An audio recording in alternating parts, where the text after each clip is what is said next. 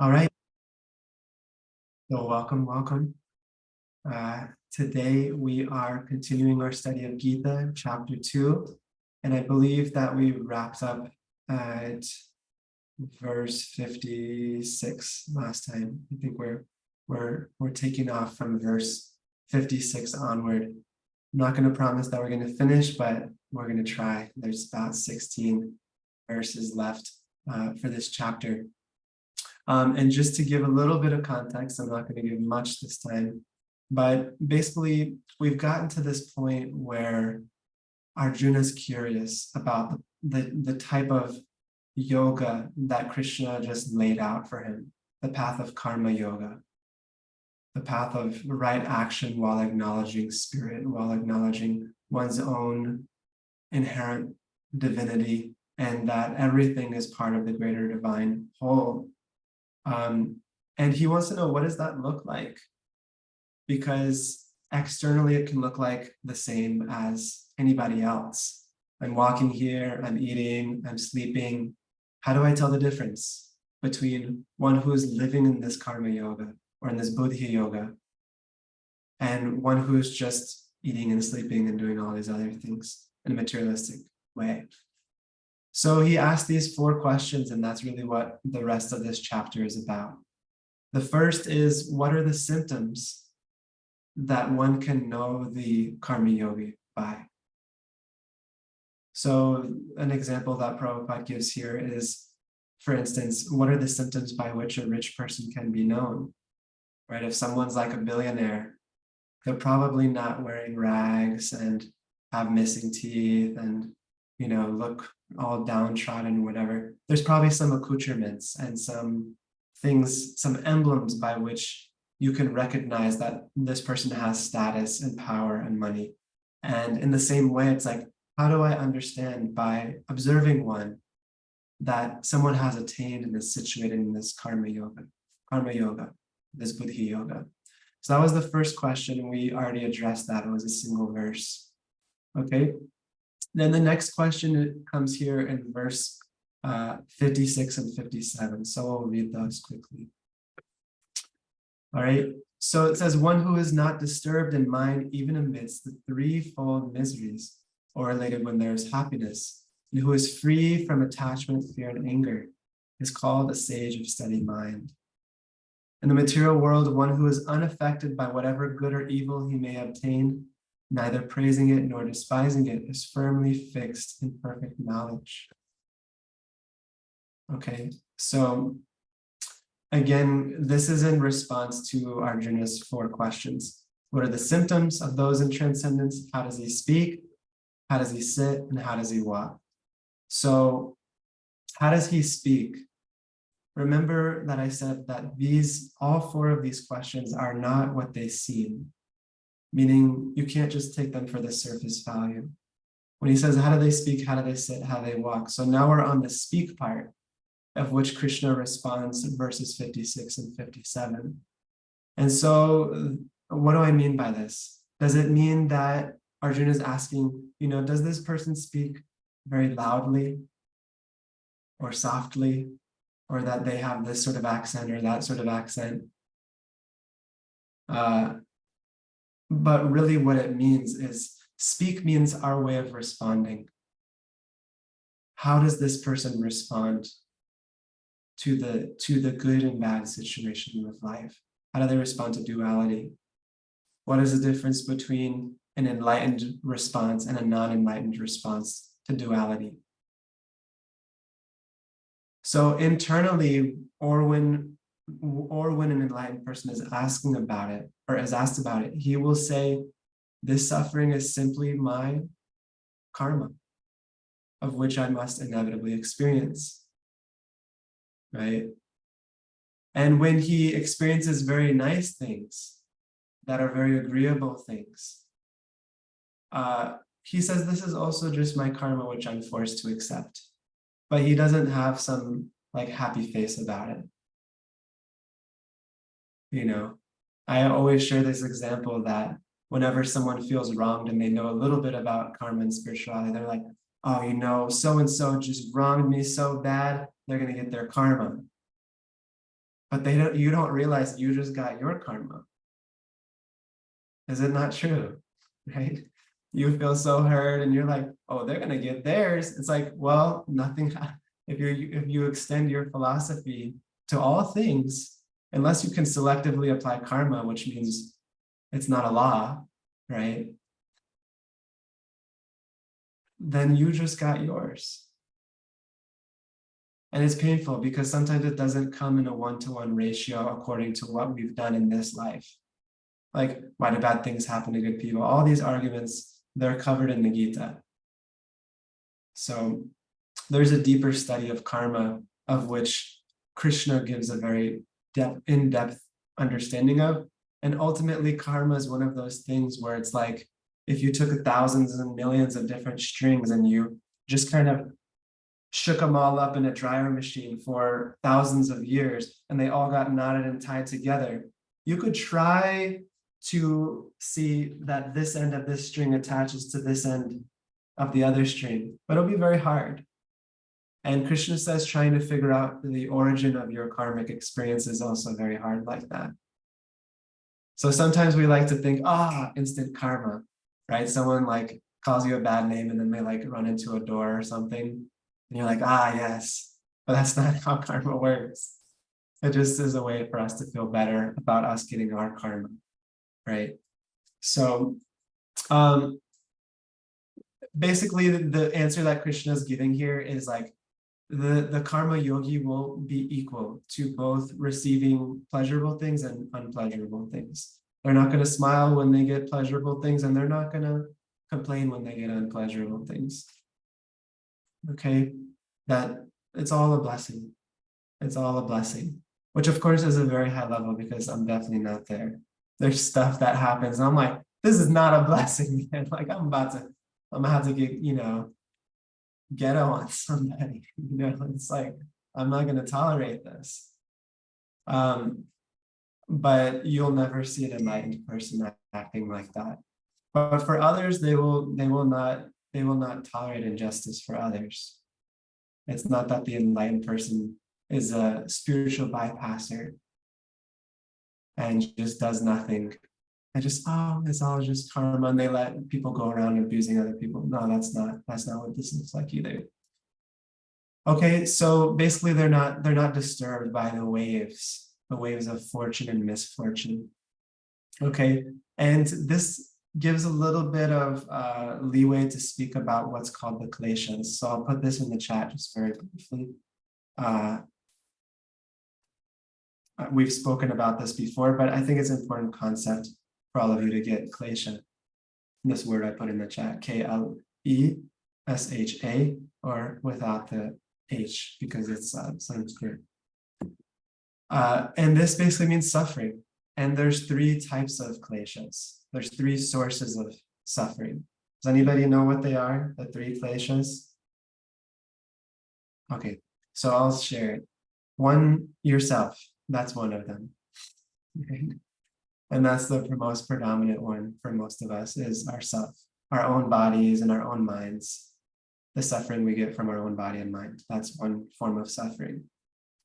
And Viktor Frankl, I think I've quoted him many times, but he's a Holocaust survivor. And he shared that even after all the suffering that he's gone through, sometimes people try to compare suffering, like when he would share his stories about being in Auschwitz and Dachau and all these concentration camps, some of his comrades would empathize and be like, man, I was only, in the infantry in the war. You had it much harder than me. But his, have PTSD from being a soldier in the war, and they're like, man, I had it easy compared to you being in the concentration camp. But he said, actually, suffering is like a gas, and that it fills the entire chamber of the mind. No matter if it's a small amount of gas or a big amount of gas, it uniformly distributes itself across the mind. And in that way, everyone's experience of suffering is actually the same, is quite uniform. And that I can experience something small as a suffering for me, like, my daddy only bought me the blue BMW instead of the red one that I wanted. And if I'm truly internally devastated about that, It is like a gas that fills my mind with suffering. And there's people who are upset about many things that we would find completely ridiculous and not worthy of suffering, but that they're immensely suffering for anyway, right? That boyfriend they broke up with 27 years ago, and still they cry about him every day and whatever it is. Or the worst thing happens, and one has the opportunity to be liberated of that. There's so many stories of people who have faced the worst stuff ever, and that suffering is not filling their mind anymore. They have been able to integrate and transcend it in one sense. And many amazing people have that story, right? If you think about it this way, there can an alcoholic man can have two sons. One can say, yes, I became an alcoholic because I was just following what I knew, like my dad. And that's valid. And the other one can say, I will never touch alcohol because look at what my dad has done. And so it's all in one sense this very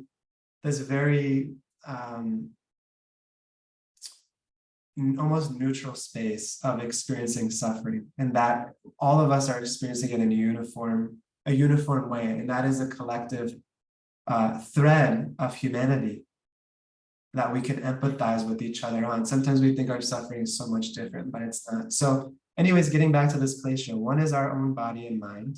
That is one klesha. The second is from nature, right? From nature around us, from natural events. It's too hot, it's too cold.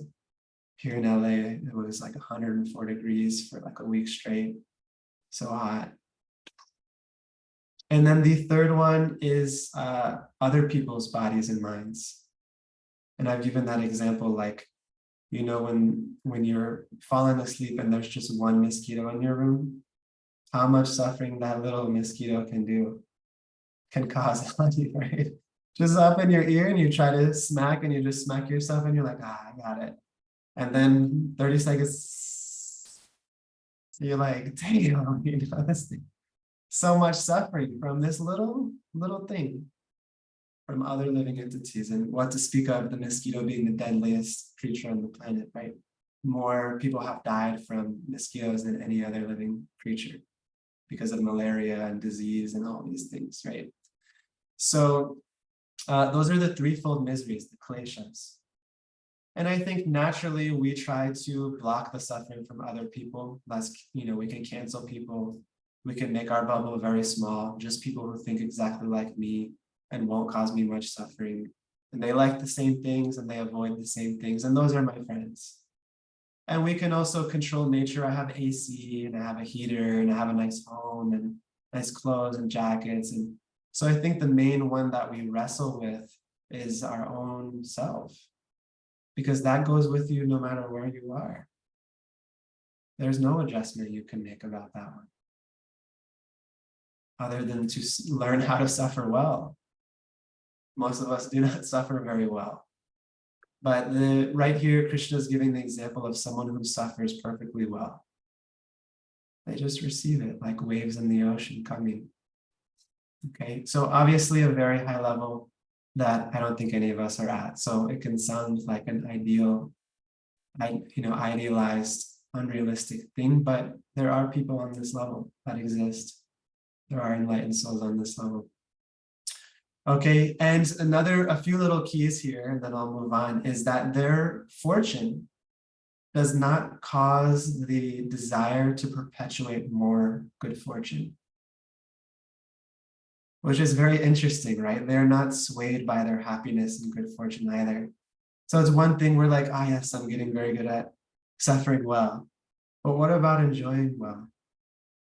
It's very tempting. Things start going well, and you're like, yes, and more should be coming my way, and more. And just look, all my plans, and then I'll get the house and the woman and this and that, and it'll keep expanding like this. And we become attached. We become more and more attached for more and more and more good things when we start getting good things. Okay. Yeah. So there's so much to say here. He's not so disturbed. Like I was mentioning last class, he's not so disturbed by the movie of his own life. Just like watching your own drama and TV shows, sometimes you're like a little disturbed, but you realize it's not you. It's not you. And you snap back into your own story. And it's very interesting, and I'll stop my tangent here because I am tangenting, is that we are almost addicted to experiencing distress and being disturbed. We are addicted to being disturbed. So there's whole genres of disturbing stuff out there that do very well. Horror and murder mystery and conflict and gossip magazines. And oh my God, did you hear? I realized with my wife, and I've realized this many times, when we go out like to a cafe or something, and we're just, reading a book, whatever, and you inevitably hear what other people are talking about. Most people are just complaining about life or gossiping about people. And I don't think necessarily like grossly meaning harm, but just like part of the culture, like, oh my God, did you hear about Brad? I can't believe how he didn't, and it's just like literally everywhere I go, I'm like hearing this, like, wow, people love to be disturbed about other people and what other people are doing, what other people are saying. So I posted this reel maybe a few months back, and it was like this song, and it was this guy, it said, people ask me, how do you stay so happy? It said, people ask me, how do you stay so that was the text to my reel. It just says, people are asking me, how do you stay so happy? And it was this song that I found on Instagram that says, I drink water and mind my business. And so it's just like a video of me like drinking water and minding my, I was like, yes, this is how I stay so happy. I drink water and I mind my business. It's very nice. So anyways, I digress. So we can take a deep breath. Exhale. And we'll move on to some of these next verses. So basically 58 through 63 is responding to this question of how does the Karma Yogi sit? Okay, 58 to 63. And again, it's like, what does Arjuna mean? Does this Karma Yogi sit in half lotus? Maybe full lotus? Maybe Vajrasana or some other asana? He's not speaking about that. He means, how do you, just like a dog, how do you sit and resist running after the things of this world? How do you sit and keep yourself from running here and there like the dog? Sometimes when I try to meditate, I really struggle with this one. Just sit. Sometimes how hard it is to sit. Like, oh, I'll go over here, check my phone, or I like, I'm chaining on my beads or whatever. And you're supposed to just be absorbed. I'm like cleaning the house and chaining on my beads. I'm like, oh, I need to rearrange that and, put this picture here. So how does one just sit and resist running after the things of this world? One of the very obvious ways that this plays out is the enjoyment we get from planning and fantasizing and daydreaming. Is that our mind is always running after the things of this world. And they have done many studies that show most of the pleasure of vacationing comes from when you're planning the vacation, not when you're actually on the vacation. They've done many studies like this, and I have only anecdotal resource evidence for this with my father, for instance. No tea, no shade, but like every time he goes on a vacation with the rest of my family, I'm like, how was it? He's like, it was a nightmare. He's like, this happened and the car broke down and this thing happened, whatever. And I'm like, man, every time it's like the enjoyment is in the mind. The enjoyment, and for so many things in our life, we can reflect how many things were just the enjoyment of the fantasy of the thing, but not the thing. The man, the job, the this.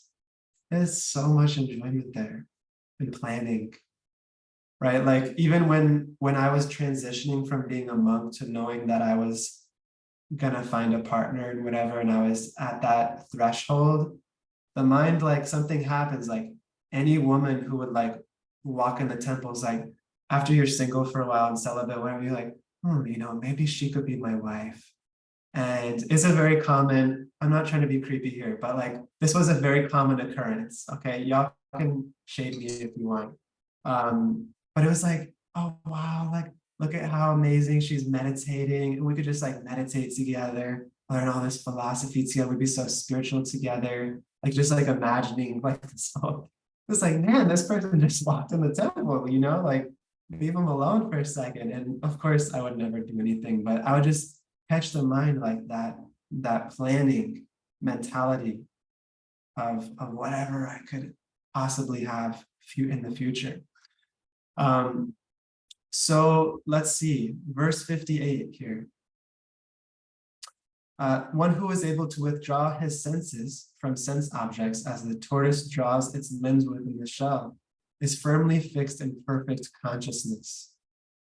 Okay, though the embodied soul may be restricted from sense enjoyment, the taste for sense objects remains. But seizing such engagements by experiencing a higher taste, he is fixed in consciousness. This is a very important verse. If you want to memorize a Sanskrit verse, this 59 here. Vishaya vinivartante nirahasya dehina rasavarjam raso vyasya param drisva nivartate. Param drisva. Para means like high, great, superior. And dristi, right? Gaze. You say in yoga class, you find your dristi, your point of focus. Only when you experience that higher taste can you give up the lower nature.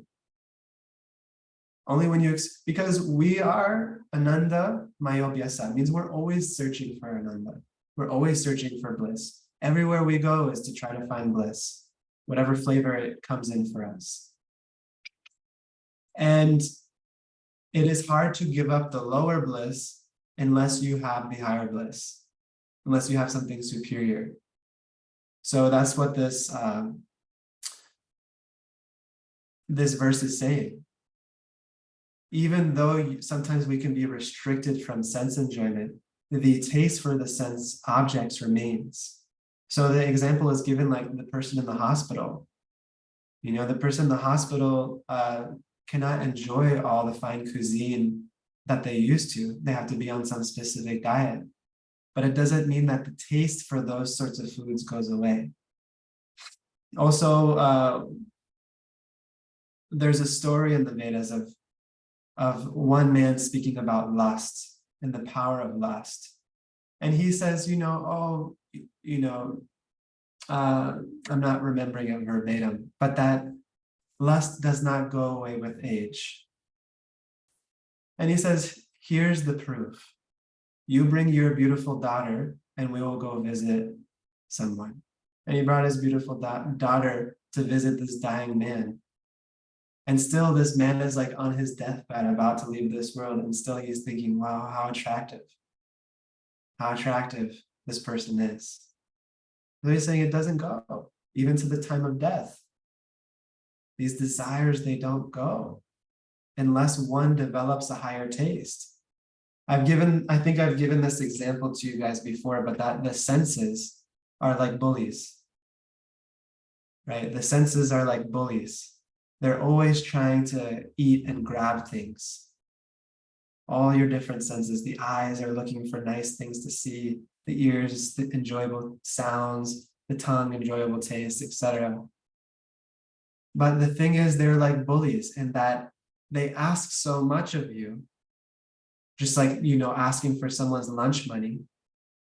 Give me your lunch money or I'll beat you up. And you say, okay, here's my lunch money. And they take the lunch money, they go buy a nice lunch, and then they come back and beat you up. And they ask again for more. So it's the same thing with the senses. That they say, okay, just get the new iPhone. Just get this. Just get that thing. Just get the new job. Then you'll be happy. The new apartment, then you'll be happy. We say, okay. I'll do it. And we do it, and then we get it, and then a new desire appears, and they beat you up again. And it's something else so that you can be happy. It's a new desire to be happy. Anyone experienced this? Okay. All right, cool. I'm not alone. Okay, so let's see what we have here. Yeah.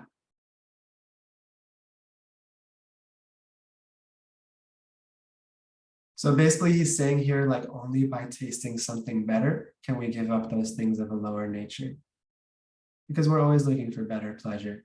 And he is ultimately making the case here that rejoicing in the nature of your own soul is the highest pleasure that one can get. All material pleasures are like a drop of water, whereas the bliss of consciousness and the bliss of the soul and the bliss of bhakti is like a big ocean. So which one do you want? But unless you're experiencing the bliss of transcendence, how can you give up the sense objects? Okay, so we'll read a little bit more. Verse 60. The senses are so strong and impetuous, O Arjuna, that they forcibly carry away the mind, even of a man of discrimination who is endeavoring to control them. One who restrains his senses, keeping them under full control, and fixes his consciousness upon me is known as a man of steady intelligence. Yeah, that's hard. That's a good one, Krishna. Oops, sorry. I'll just put this on there. Tell you what. You got me there, right? Sometimes you're like, no, I'm not gonna look at it. Or whatever it is, I'm not gonna do it. And it's like screaming your name. It's like, you're like, nah, I'm not gonna eat that ice cream. And then it's like, it's in the freezer, and it's like you hear it like whispering your name. You're like, you want this. And it's just like screaming at us. He's like, you want this. And you're like, okay, And it's like, it's very hard. It's very hard to actually have restraint. We all have the experience of trying to restrain and then being forcibly carried away by our desires. It happens all the time unconsciously also. It happens all the time. Okay. Then this verse 61, let's see. Yeah, so anyways, it's like we can try to restrain our senses and our minds through whatever knowledge that we have, but it won't be enough. Especially the stronger the sense pleasure, it won't be enough. That is why the 12-step program is it's considered one of the most powerful programs in existence. They say out of any faith-creating organization, the 12-step program creates more godly people than any other program, because they are so controlled by the lower nature. And there's no intellectual, if any of you have ever experienced an addiction to anything, food, pornography, alcohol, whatever it is, you know that you know it's wrong, and still your mind and body force you to do it over and over, over and over. And the shame and guilt are there. And you know all the intellectual arguments against it, why it's bad and how it's harmful and how you shouldn't do it. And still you are forced to do it by your body and mind. And so that's why one of the reasons why the 12-step program, it actually relies on a higher power than yourself. And it's a very successful program for overcoming addiction, more so than any mental rearrangement or affirmations or anything. Because your knowledge is so limited. How many things do we do every day that are against our own knowledge of what is good and what is right? And what we should be doing and what is true and what is real. We do it all the time. We break it all the time. If anyone's honest and humble, they will see that they break it all the time. Or else you are this enlightened karma yogi. Okay, so moving on. 62. Or let's see, do I want to go there? Yeah. Okay, so anyways, last thing I'll say about 61 is like, if you don't want to meditate on the divine, that's okay. That's okay. But you'll get 62, verse 62. So you don't want to meditate on transcendence? Okay, so now while contemplating the objects of the senses, a person develops attachment for them. And from such attachment, lust develops, which means desire, kama. And from lust, anger arises. Why? Because sometimes you get the thing, here's a few options for your desires. You can want something and not get it, and you feel frustrated. That's where this anger thing comes from in this sequence. You want something and you don't get it. You feel upset, right? You feel frustration. You feel angry. Or you want something and you get it, but it doesn't live up to your expectations. And you feel upset. You feel angry. Or here's the third option. You want something, you get it, and it lives up to your expectation, but ultimately time takes it away. That's your desire. That's your options for your desires, folks. You're like, man, Yamuna is depressing me here. It's not such an inspiring class today. I don't know what's into him, but this is the options, right? Did I ever give you guys the happiness equation or happiness test? Do you guys remember that at all? It's 3 questions, and you have to answer yes to all of them to be considered happy. Did I give you guys this before? I did give, so some of you are saying yes. I'll just share very briefly. 1, have you found what you're looking for? Have you found what you're looking for? Okay, you have to answer yes to all 3. So who here can say that they've found what they're looking for? Okay, all right, you're all certified not happy. Alrighty, damn, okay. 2, I thought, I was gonna get some people that got number 1, number 2, and I'm gonna trick you on number 3. We already all striked out here. So number 2 is it eternal? It is eternal. Is it eternal, right? Because temporary things can only give so much joy. And then 3 is, are you living in it always? Are you living in it always? So me, I got 2 out of 3. But this last one is the real deal. So I'm not certified happy because I'm not living in it always. Even if I found what I'm looking for and it's everlasting, I'm not living in it always. So I'm not certified either. Okay. So anyways, he gives this breakdown, verse 62. You look at something, or you smell something, or you hear something, any of the stimulus that your senses come in contact with, if it is something that you like, if you come in contact with it and meditate on it, meaning just contemplate it with your mind, give attention and awareness to it. If it is something that you like, attachment will develop. Okay? And when attachment develops, then it impels us to act. Okay? It happens all the time. It's like window shopping. The whole principle of ads, advertisement, just preys on this fact. If this wasn't true, no ads would exist. Here's something, we see what you're meditating on, which is why it's so powerful, right? Facebook and Instagram and all the ads that they use, they see what you're meditating on the most.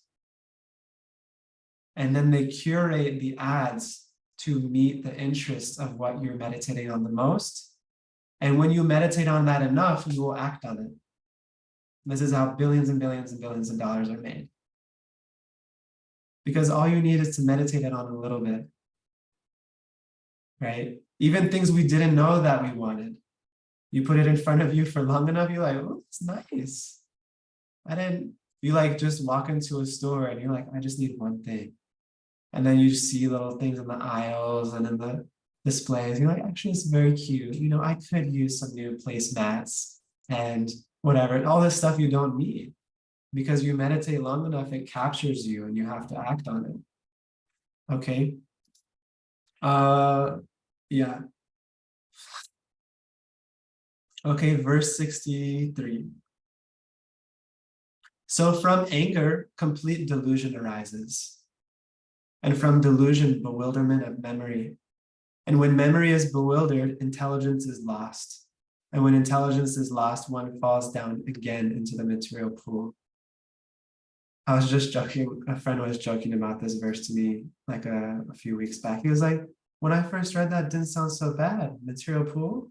He's like, no problem. You fall back down into the pool. But really what this material pool means is samsara, which is a very painful process of having to be born again, see your loved ones die again, grow up, disease, age, have things that you like and not like, and then die. That is what the material pool is. It is being in the ocean of birth, old age, disease, and death.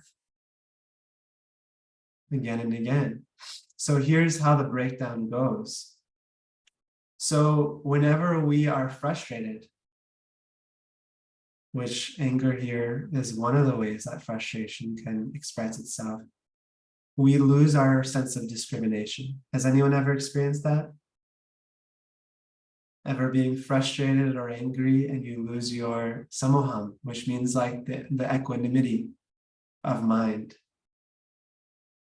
Okay, and then from this samoha, the loss of discrimination, basically destroys your memory of the fact that you're trying to do what's right and what's good. In this case, you forgot that you're trying to be spiritual. That's really what Krishna is trying to give the example of here. Right? You meditate on something, it causes lust, it causes lust and attachment. From that, there's frustration and anger. From that, you lose your ability to discriminate. And because you lost your ability to discriminate, your memory of your original goal of this is who I am and this is what I want is neglected, is destroyed. And you act out of accordance with your real identity as a spiritual being. You get what I'm communicating here? It's a little bit of an equation that I'm laying out. But just it happens all the time. You know, people relapse in recovery. They totally forgot this is the person I'm trying to be. Or do something out of integrity.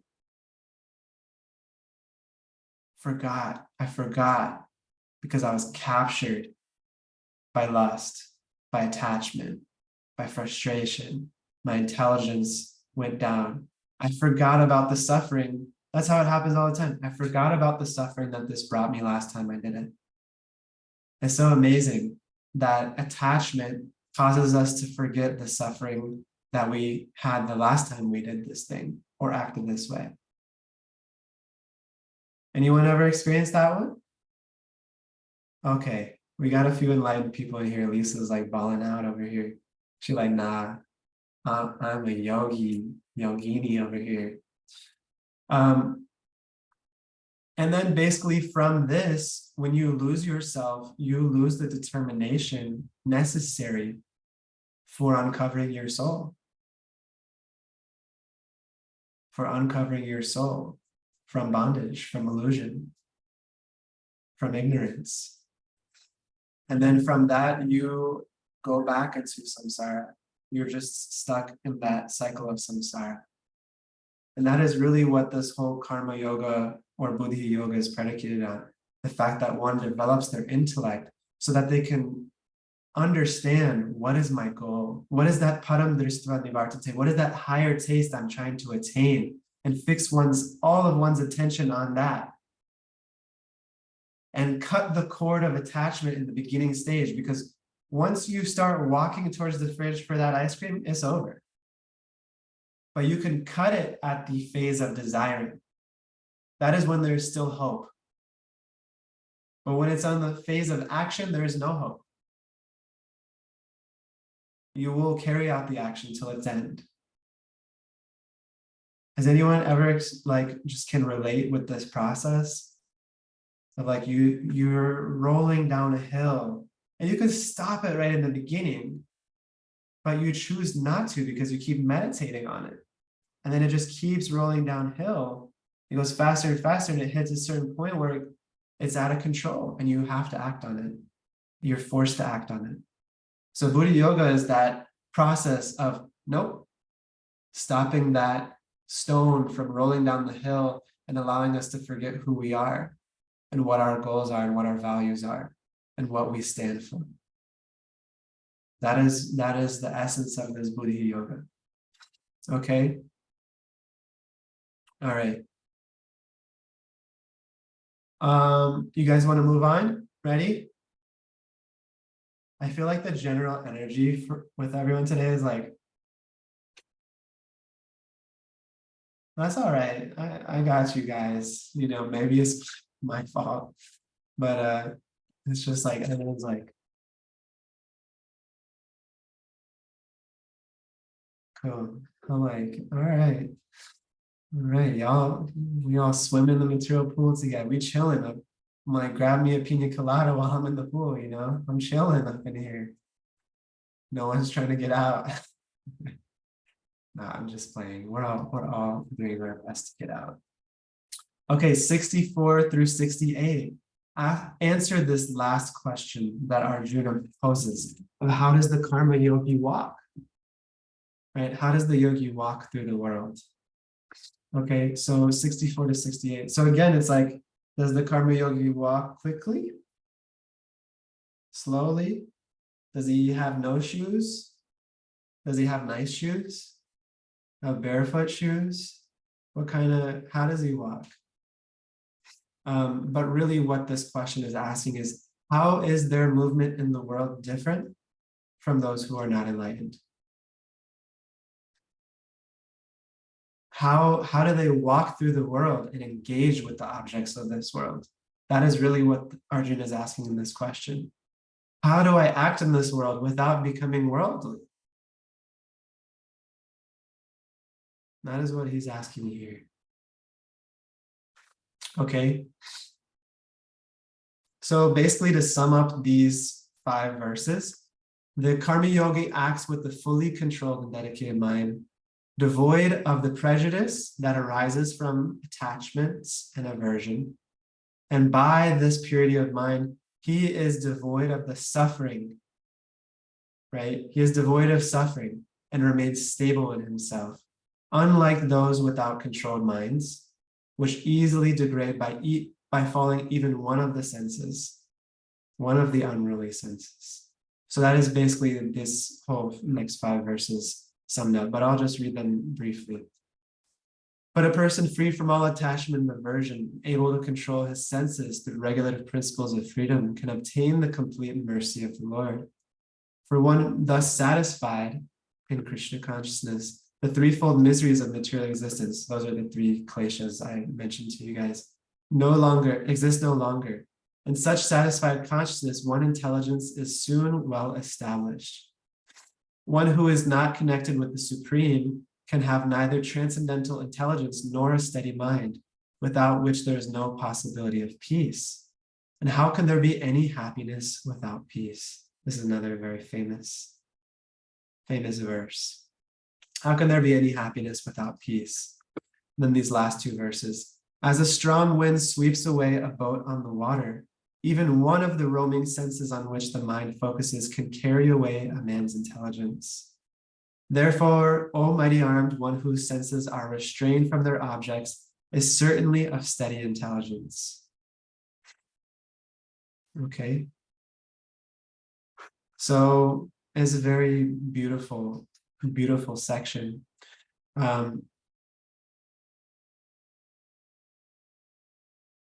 It's kind of a catch-22 here that Krishna is presenting, because he says in order to be spiritually advancing, one has to control their mind and senses. But in order to control the mind and senses, one has to be spiritually advanced enough to do so.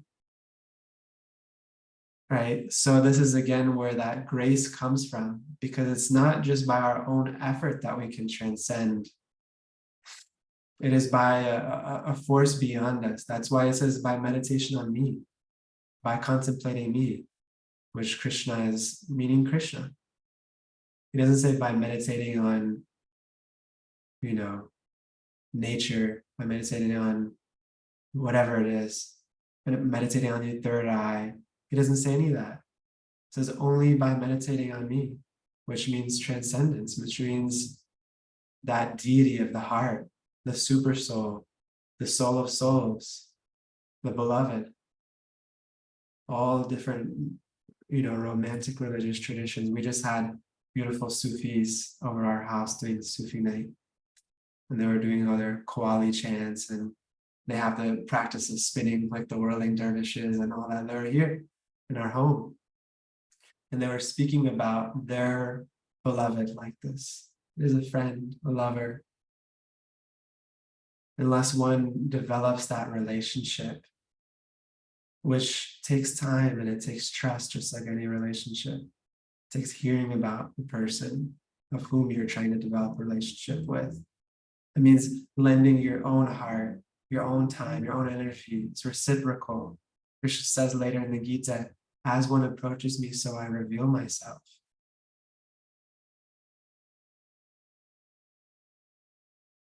If your back is turned away from the sun, of course you see shadow. If you're turned away from the sun, of course you see shadow.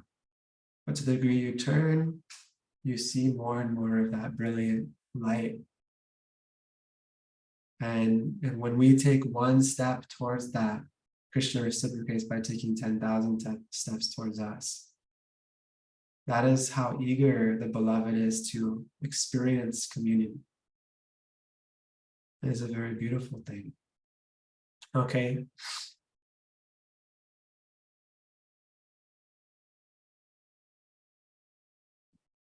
So he gives this in verse 64, that we basically have to engage without raga or dvesha, without this attachment and aversion. Okay. And if we have attachments, it means we will necessarily be averse to the equal and opposite of those attachments. So if we have attachments to our particular flavors of ignorance and enjoyment in this world, we will be averse to those very solutions of that ignorance. Right? Just like if I'm attached to alcohol or cigarettes, I'll be averse to hanging out with those who are all about that sober lifestyle. I don't want to see them. I don't want to think about them, because it's just annoying. It doesn't support me in who I am. So in the same way, to the extent we are attached to those things that entrap us more materially and that soothe our false egos and reinforce illusion, we are exactly proportionally averse to anything that can cut those ties of ignorance. And anyone who can say anything that will go against our ignorance. And I've said this many times before, but that oftentimes, always, not oftentimes, the truth does not conform to your preferences. And so that means that the truth will oftentimes be confronting to the conceptions that you have and to your desires. Right? But beyond all religious dogmatic ideals, we as truth seekers should sell ourselves out to truth, even if it doesn't meet our personal preference, which many times it won't. So when I lived in the ashram, I learned that many times. It does not meet my personal preference, but it is true and it is better. Okay, but when we are alone, and because of that, we avoid having authorities in our life. We avoid having spiritual guides in our life, especially if they are on this platform of being a karma yogi who is detached from it, who is above attachment and aversion, because it means their likes and dislikes are only the likes and dislikes of truth and of the beloved, and not according to your like or dislike. And so being around that person will be confronting. I felt that way when I first met the devotees that I met. I felt like just being around them without them saying anything. They're like such loving, beautiful people that I met. It was this married couple, even just beautiful 30-year-old woman that I met who was very advanced spiritually. And I was like, just confronted being around them. Just without even saying anything. I felt ignorant. I felt confronted, felt called out without, like, they're literally just saying nice things to me and being beautiful people. But it was like uncomfortable for me. And same thing when I met my guru. It was like I was seen in such a deeper way that was just like, oh, all the good, all the bad, seen all at once and being loved fully as a different experience. Okay. Yeah, so the last thing I'll say about that is we avoid having intimate spiritual guides who are actually developed because we are under the spell of our own attachment and aversion, and we want to be the guru. But there's a saying, and I may have shared it with you before, that one who accepts their mind as a guru accepts a fool for a disciple. I love that one. It's so good. It's always stuck with me. That if I accept my own mind as guru, oh, that's a very good idea. I should do this and go here and do that. So good, Guruji. You always give the best advice. Then that mind accepts a fool for a disciple, which means you, me, all the time. And to submit oneself to one outside of myself requires humility, requires faith, requires trust and love. Because when you are left to your own devices, how spiritual can you get? I told you guys I learned that when I left the ashram. I was like feeling so spiritual, and I was like low key, just like judging the people that were like married and like not like on fire with their spiritual practices like I was. I was like waking up at 4 a.m. and like meditating for like 3 hours and like reading for 2 hours and like doing 8 hours of service, then doing some more reading, and then like just like on fire the whole day. I was like, man, I'm like spiritual, you know? And there's like these people that come and they're like falling asleep while they're meditating. I'm like, I'm like, they slacking up in here. Anyways, I wasn't that judgy. I'm exaggerating it a lot. But then I realized as soon as I left that environment that so much of the empowerment was coming from the people I surrounded myself with and the very environment that I was surrounding myself with, and that it was borrowed inspiration. And that's why it's important. That's the very necessity of coming in touch with that which can empower one beyond one's own self. Because by my own, I'm gonna just binge watch some Netflix. I'm gonna just eat the Ben and Jerry's. I'm gonna just space out and scroll a bunch of puppy reels on Instagram. I'm gonna just look at cute stuff. I'm like, buy a new pair of barefoot shoes. I'm like left to my own devices.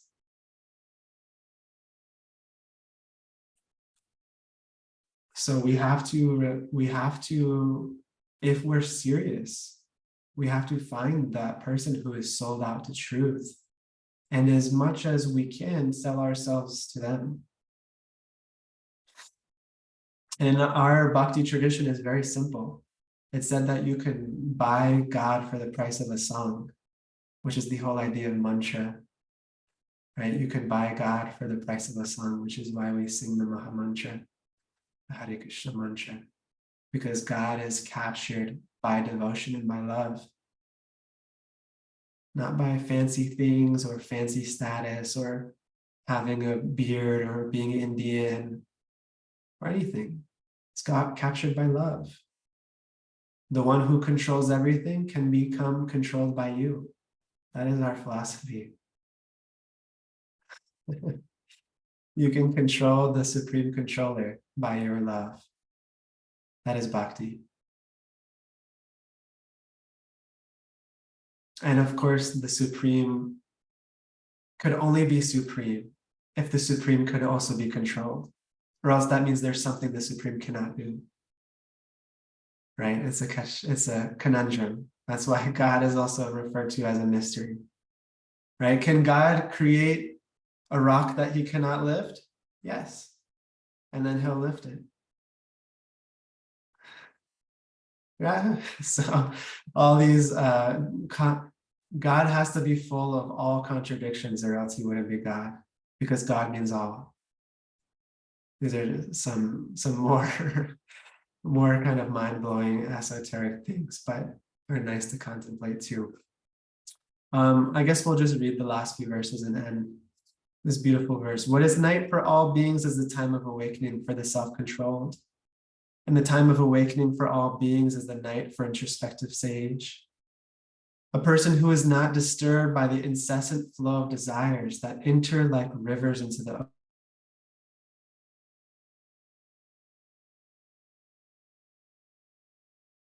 and not the man who strives to satisfy such desires. So it's a beautiful imagery, right? The rivers, all rivers are always flowing into the ocean. It's always being filled, but it never overflows. How is that? So that is the mind of the enlightened person. Life is still flowing into all of their senses, but it never overflows. Not the man, but that's not true of the man who strives to satisfy such desires. That man is wrecked by the waves of pleasure and pain, right? Then a person who has given up all desires for sense gratification, who lives free from desires, who has given up all sense of proprietorship and is devoid of false ego, he alone can attain real peace. That is the way of a spiritual and godly life, after attaining which a man is not bewildered. If one is thus situated, even at the hour of death, one can enter into the kingdom of God. So Prabhupada's kind of adjusting some of the language to meet the Judeo-Christian audience that he's translating for. But I know when I first read Gita and I was very averse to any Judeo-Christian conceptions, I was like, oh, God and the Lord and all these words like triggered, you know. It's like I can't learn about God and the Lord, but like Krishna's a cool guy. Krishna's like my guy, man, you know. So anyways, all these, you know, take it how I dealt with it at the time is, what is my conception of divinity, and take it as that. Okay. And as we go deeper and deeper in our faith, we're going to be guided towards a particular conception of divinity that our heart is calling us towards. And maybe for you, that is Krishna. There's one God, many different names, many different conceptions. It's all the same. Same person, same source. Okay, we're over time. Any questions, reflections, complaints, corrections?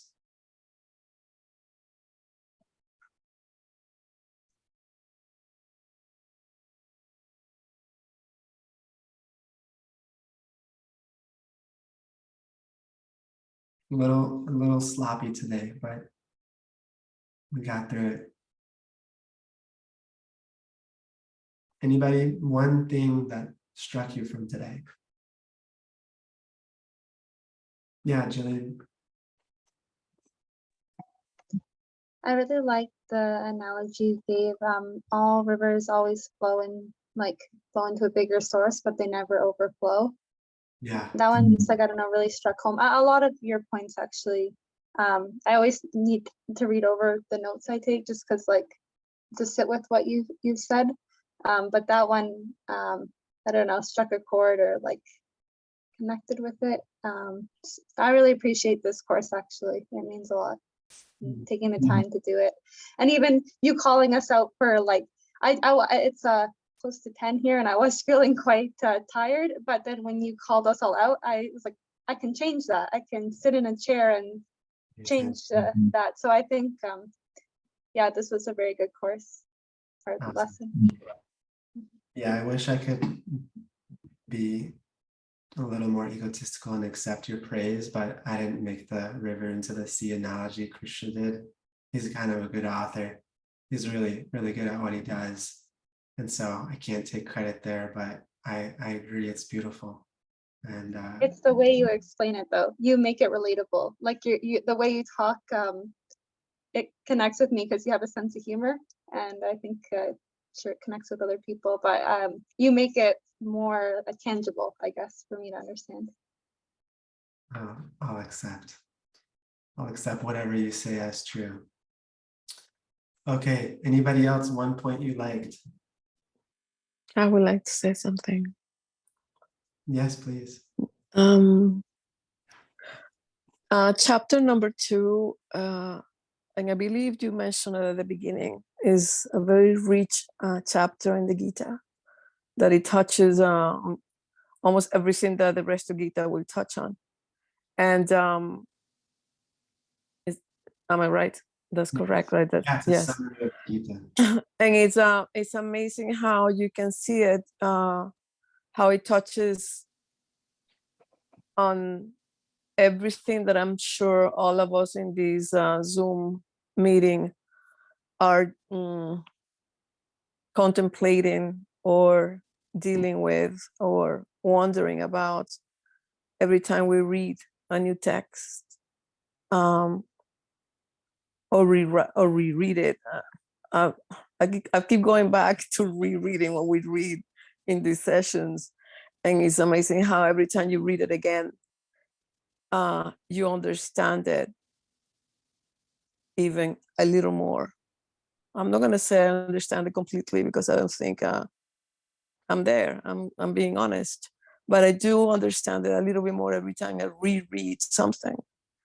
I can even imagine reading all of the Gita and knowing it by heart. I think it's a lifelong reading, teaching, lesson that we all need to adopt and adapt to as we go day by day. And I do understand what you say. We're kind of a little shaky here tonight. I love that too. I love that we are who we are whenever we're together or we're apart. But it is us, and it is us coming together for an hour and then waiting for the next week, for the next hour, and it's beautiful. And when we are not coming, then we'll leave little messages on the chat, and it's the beautiful connection that pushes us day after day. I'm sure all of us. It's almost like we have a responsibility, not only with each of us individually, that we have responsibility with all of us that are in the chat, with all of us that are here tonight. Even if we're silent, and even if we're just looking at each other on the Zoom, we're all here. We are listening, and we are learning, and we are trying our best. One of my gurus, he says that hearing is not free. Hearing is not free, because just as there's many ways to phrase it, but here's an example, that when you are a child and you don't know the laws, like when I was, I think 4 or something, I really wanted this candy bar and my dad wouldn't get it, and I stole it. I put it in the stroller, and he made me go back and give it to the police officer. And I was like, I'm going to prison. I'm going to go to jail. I was like crying, and he was like, yeah, you thought you were going to prison. And the police officer was just like, thank you very much. Be a good boy and whatever. But when I get older and do the same thing, if I do the same thing now, the police officer won't. Of course, it's a very innocent example, a candy bar. But I go and steal an iMac, from the Apple store, MacBook or whatever. He's not going to just say, oh, no problem. There are more consequences because I know more and I know better. And so in the same way, hearing the Gita is not free, because sometimes we might come for inspiration or entertainment value or whatever it is, and including myself. But the more I study it, the more I know truth from untruth. And if I continue acting untruthfully, then Krishna will make it harder for me to live untruthfully. But Yes. Much. It's one thing for an ignorant person to do something bad, but for a person of knowledge to do that same thing bad is much worse. Is much worse. So you're right, we do all have a responsibility to ourselves and to the Gita also. That we know, to the knowledge that we have. Yeah, appreciate you, Martha. It's much worth, and I agree with you. And it's also knowing that we are awake, we're awakening. We weak. That's why we coming together like this. I'm weak. Yes. Because one twig is very easy to snap, right? One little twig. But if you take, 20 twigs together, it's very hard. So we're like that. We are together like that. And it makes it very hard to be broken by material lower natures. Anybody else, something quick? I know we're very over time, but any last thing? Sorry, I'm on the streets of Toronto, just walking by, but I wanted to really say that like this session really helps me to like reflect overall, and specifically like chapter 2, the verses when I read them and then the way you explain it. Really thank you for actually putting that humor actually too. But now I'm getting to know what the Krishna consciousness is actually all about. So thank you again. Yeah, you're welcome. Thank you for giving me the opportunity to serve. You guys weren't here, just talk to myself like a weirdo. Okay, thank you guys. Thank you for lending your ears and your hearts. And I know it's late night for many of you. It's getting darker and darker, quicker and quicker. So now it's like real late night. It's like 7 o'clock here. It's like feels like midnight in LA. But really appreciate you guys, and I will see you next week where we start chapter 3. Pretty exciting. Hariom Tat Sat. Thank you guys. Take care.